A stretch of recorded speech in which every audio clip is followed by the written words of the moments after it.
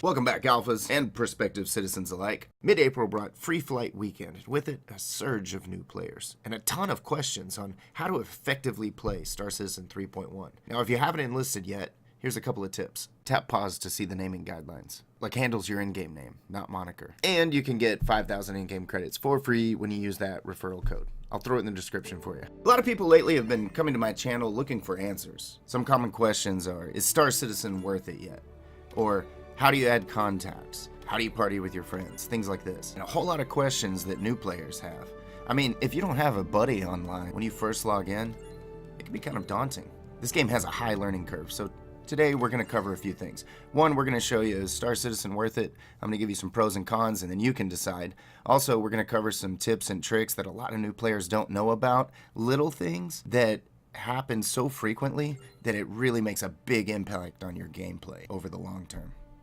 Alright, here's the first important caveat to if you want to test Star Citizen or not. So I cut out 90 seconds there of load time on a Samsung SSD Pro 850. So if you play on an HDD, you're not going to have as good of a time. Unless you really enjoy eating snacks or things like that during load screens. Hey, but at least unlike other games, you only see load screens when you spawn in this game. Alright, so once you spawn, just hit W and walk forward and let the animation take place. Typical ASWD, just go ahead and run up to the door. Hold down F as in Foxtrot, and that's going to allow you to interact with things. And then you just left click.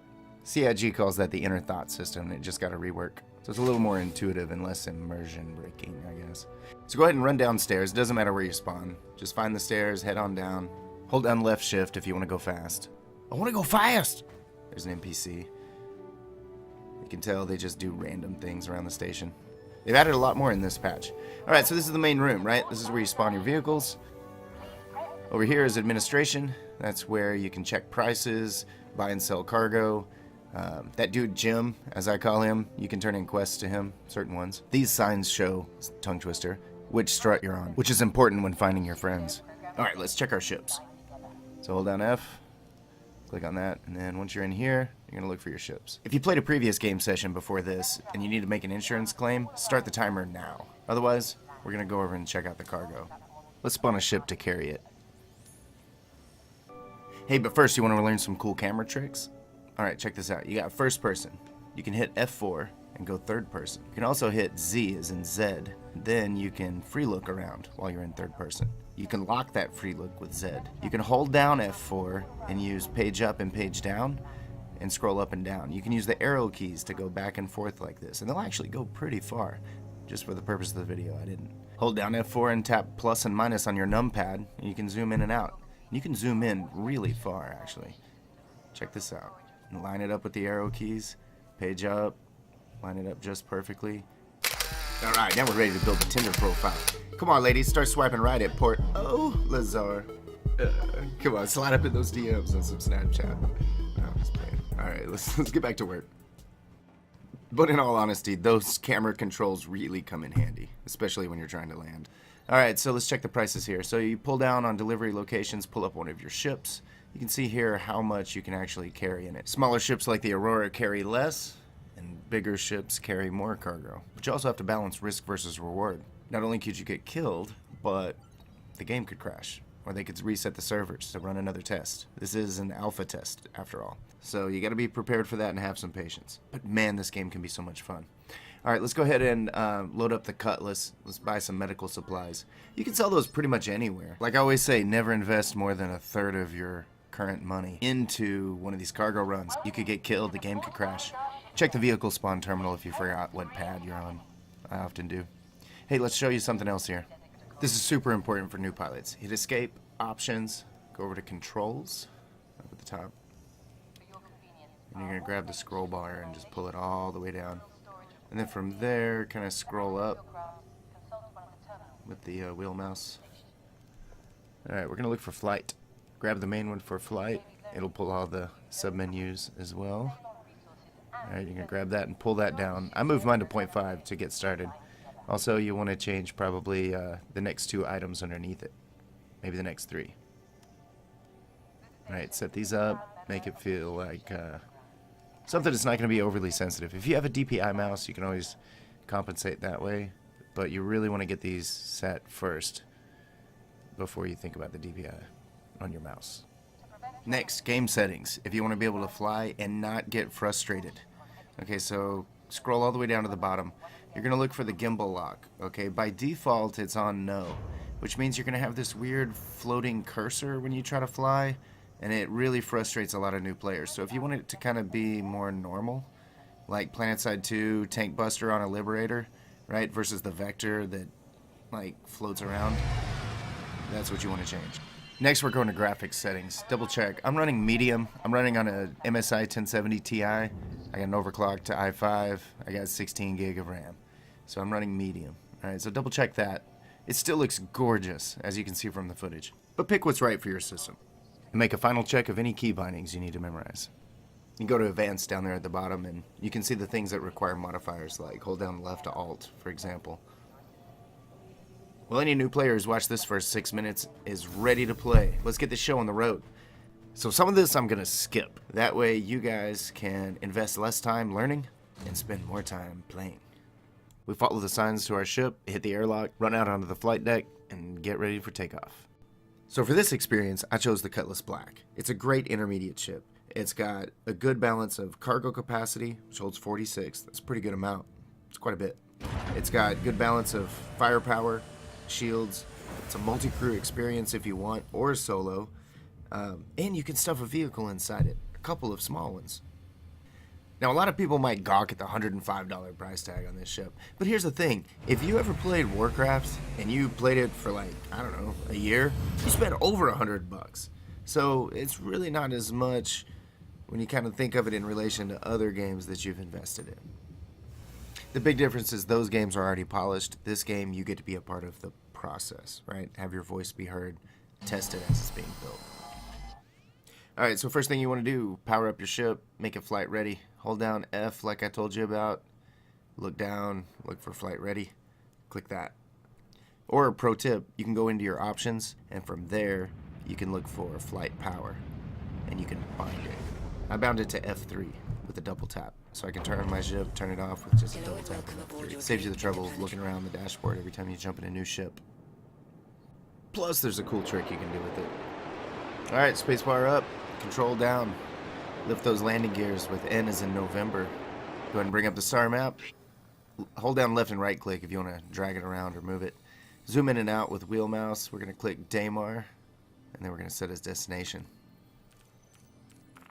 Depending on your ship, there's either going to be a blue or a green pip on your screen, and it's going to kind of float around as you turn your ship. So look for that, turn the ship toward it. Once you find it, that's your destination. Boom, there's Daymar. It's green in a Cutlass, blue in an Aurora, or a Connie. Any RSI ship, really. Give it a little long press on B as in Bravo.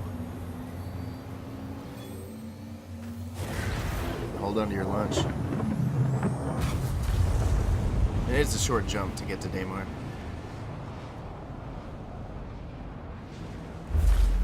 This time we're heading over to Artcore Mining Area 141 to try to turn a profit on these medical supplies that we picked up at Olisar before we left. Alright, once you come out of Quantum, we're going to look for orbital markers. It'll take a minute for your Quantum drive to come off a cooldown. But once it's ready, you're going to see these orbital markers light up green. There's one right down there, about the center of the screen. Yep, so you go ahead and line it up, hit B again, and jump. But first, let's answer a common question. How do you add contacts? You hit F11 and bring up contacts, but you can't type. So you have to hit right Alt. That'll activate your cursor mode. That'll allow you to type and interact with things like party, chat, the dashboard of your ship without holding down F, and contacts. Now that your buddy's added to contacts, you'll probably need to invite him to your instance. So if you need help, go watch the first 3 minutes of my How to Party video. I'll make it pop up right here. And there's the cool trick. I kill the engines with the key I bound earlier. It helps you shave off distance when the orbital marker's too far away and you'd overshoot your destination. But this video is not about cargo runs, right? This video is about commonly asked questions and giving you the facts so you can decide if this game is worth it yet. If you're impatient, this game may not be for you, because as you can see, there's a whole lot of time in the cockpit, descending down on the planet. Now granted, I'm not going top speed, but still it's several moments. You may have noticed, and probably will notice throughout this video, that there's a lot of times where the game just kind of freezes up and lags up. Now, at the current moment, right, 3.1.2, the patch we're on, they don't have network bind culling. I'll tell you what that is in a second. But basically, anytime somebody spawns a huge ship into the game, it has to process it on everyone's computer, and it kind of lags you up a bit. Now, once network bind culling is completed and implemented in the game, hopefully this summer, then your computer will only have to process the things in the vicinity, and then you won't see those big, giant lag spikes like that. So, things will only get better, but you got to be prepared for that if you're going to back the game now. They do have player-created content, like this, transport beacon popped up, right? An actual player went and typed that up and said, hey, come pick me up, I'll give you this many credits if you come take me to this location. So the way you can do that is you can pull up your contract manager. So not only is there cargo runs that you can do, but there's jobs, right? It's the verse. Find a crew, find a job, keep flying, make Joss Whedon proud. So when you hit F1 and go to your contract manager, there's all kinds of things. There's different tabs. It's all streamlined now for this 3.1 patch. Any player can make a service beacon under that tab. And you can accept service beacons. But once it's accepted, nobody else can accept it unless you drop it. So somebody beat me to that one. So you got some time-sensitive player-made content in the game now. So that's cool. Based on players' actions, they either end up being normal, law-abiding citizens, or they end up going over to the other side. There's a main spawn place for both, the law-abiding citizens and the outlaws. And they've built into the game where there are random NPCs flying around. There's something to the effect of a police force, in case you're an outlaw, then they're flying around. And then there's also bandits flying around, in case you're just a law-abiding citizen. So there's always some kind of content there, right? Along with the player-made content and the PvP that happens. And you know, when I first downloaded this game, all it was is a hangar. You could walk around a hangar and look at your ship. Contact. And that's it. So it's come a long way, see? Contact. That sounds fun. So there you go. Pull it up on your radar, see what you got. Looks like an NPC. Let's get out of here. I want to get these medical supplies delivered. Right? So you get to make these choices. They may follow you. They may attack. You could engage them right here. Right? Risk your cargo. Risk versus reward. So there's still a lot of things that you can do even though the game isn't fully fleshed out yet. And because of that, you will be dealing with tests, right? Server restarts, server crashes, lag spikes, things like that, until the game is optimized and really ready to go. But if you want to be a part of that experience and you're ready for that and you have the patience for these game crashes and you think you're okay with it in order to be able to see this kind of beauty and enjoy it, then by all means, sign up and use my referral code. Shameless plug. I had to sneak it in there again. Come on. Anyway, I say it's worth it. That is beautiful. And you can go down to any one of those little marks on the map. Oh, see, there's a frozen part. See? Somebody probably just spawned a giant ship or it just got destroyed. So that's the pain with the beauty. See what I mean? So you gotta be ready for that. Here we enter the atmosphere. They just kind of upgraded the graphics from the cockpit view. I'll switch over to that for you. You can be guaranteed that the art team in this game has attention to detail because they go back and fine-tune these things. Add little heat waves and things to distort the screen, make it immersive AF. Go back and ensure that the proper amount of natural light's coming in, things like that. And did I mention that all of these moons actually orbit the planet? And that the planet is actually going to orbit around the sun once it's all done? Anyway, it's really cool stuff. Alright, I'm going to skip ahead. Remember how I said there's no load screens? Except for when you spawn, right? Well, I mean, we just got in our ship, flew all the way over here, went through the atmosphere, and all those little marks you could see on the planet from up in orbit, they all start to have detail as you land. You certainly can't see little outposts like this from orbit, so you really got to get in close. You got to go explore. If you want to find a shipwreck, you got to go explore. There's a nice auto land feature that you can use when you have your landing gear down and you're close enough to the pad. You gotta request landing most places.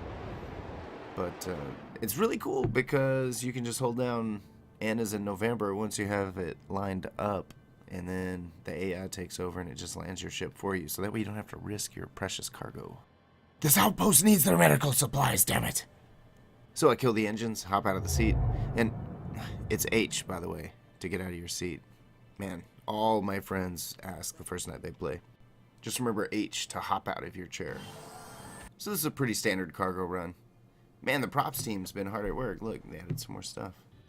I go inside, I sell the medical supplies, turn a quick profit. And normally, I'd load up the ship with something to take on the return trip, right? Or go to another destination, make triangular trade. But I went back to click on the terminal and somehow like got stuck in the wall a little bit and all that trippiness happened. And while I was dealing with that, I wasn't able to buy anything. Lucky for me, because seconds later, the server crashed. Or it was reset. I don't know.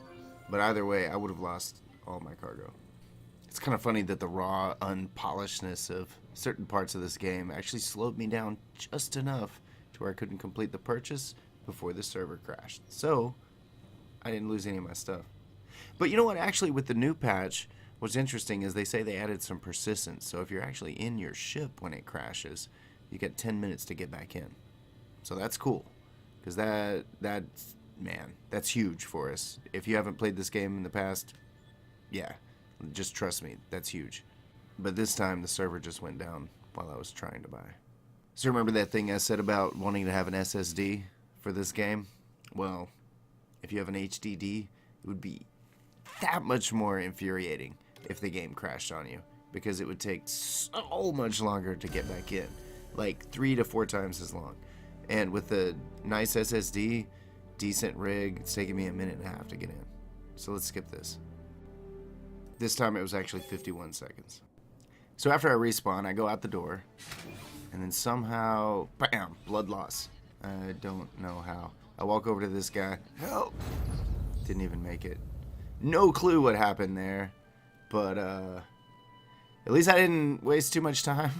I mean, I walked right out of the spawn door. Okay, let's try it again. So I spawn in Aurora, throw 1,500 worth of medical supplies in it, again, and I'm going to head back to ArcCore 141. I don't think my ship is still there.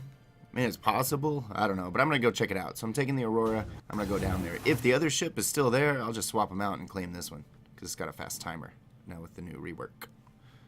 Yeah, anyway. Let's just skip ahead to once we get there. This video is already longer than every video I've ever posted but one. So, thanks for sticking around this long. And so anyway, I'm going to go ahead and do a too long, didn't watch, and just give you kind of the short of what happens next. So I land here on the moon. Go ahead and line it up. Do an auto land. My ship wasn't anywhere to be seen, so looks like I'm out of luck on that. But I got these medical supplies, so I can sell them, right? Got 1,500 worth of cargo. Got a little lag spike there. There's one of the bad. Alright. And then I kill the engines. Oh, now I have 0 cargo. And 1,500 less credits. Yeah. Anyway, so it looks like somebody was waiting for me there. Waiting for me to kill the engines. So my shield's power down. So then I go back and I claim both ships.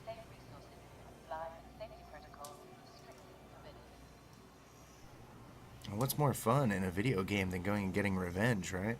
So, I spawn my Gladius. That's 20 meters by 17 meters by 5.5 meters worth of pure heavy-hitting dogfighting power, packed with Viper and Pioneer missiles, neutron cannons, and Badger laser repeaters. I'm ready to get revenge. So I head over to Daymar. Now, I don't know if my antagonizer is still going to be there by the time I get there. And I don't even know if I'm going to find the same guy, but I'm going to find somebody, and I'm going to unload on them. Get a little combat in before I log out. So to save time, I do my little trick. I kill the engines part of the way through one of the jumps to the orbital marker, and it puts me right on top of where I need to be. And within just a few seconds, I get contact. You just wandered into what I like to call a potentially lethal scenario. I'd advise leaving now. So one of the cool things about the game is that they've built in AI subsumption. So each of these AI that are randomly created with procedural generation, they actually have like a set of traits that are built in when they're created that actually give them personality. And they can pick up more traits along the way. Oh, look, the game just froze. See? There's one of the bad. So good subsumption for AI, right? Having independent, cool, different, unique AI. You kill this particular pirate, well, he doesn't come back. Some other guy does with a different name, with different traits. But the bad, it's still gonna freeze up a little bit on us, at least until later in the year. So I'll let you guys watch as this NPC and I go back and forth and exchange blows. By the way, for you new players, the laser cannons deplete their shields, and then you light them up with ballistics. And you've got two different crosshairs right there, one for each of the different type of weapons. One's on your nose, the rest are on the wings. So anyway, pro tip, light them up with your lasers first, then hit them with your missiles, with your ballistics. So I come in a little close on this guy, and I clipped him. But luckily my shields absorbed most of it. Anyway, but it threw us off course. Next thing you know, our orbits are decaying. We're having a dogfight right there as we're descending into the atmosphere. You remember when I said that these guys have individual traits? This guy, he's aggressive. He just won't give up. Well, there you go. After watching this beginner's guide, you should be able to know the good, the bad, and the ugly now.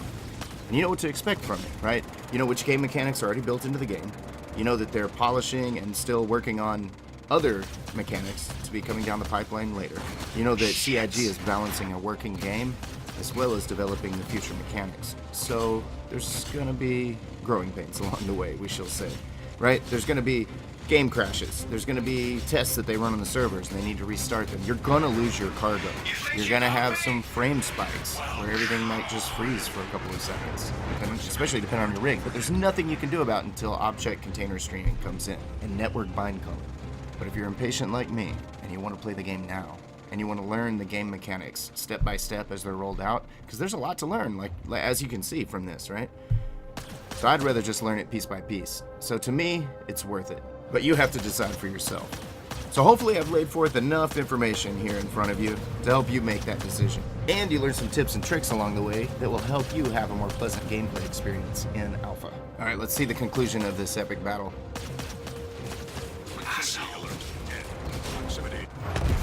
Lol. Even the NPCs have balls. There's no winners in the game of chicken. Well, that's a wrap. I hope this video helped. And if you took anything away from this video, anything at all, please throw me a like. That'll help get this information out to even more YouTubers and potential citizens. Don't forget to subscribe for more, and I will see you guys around the verse.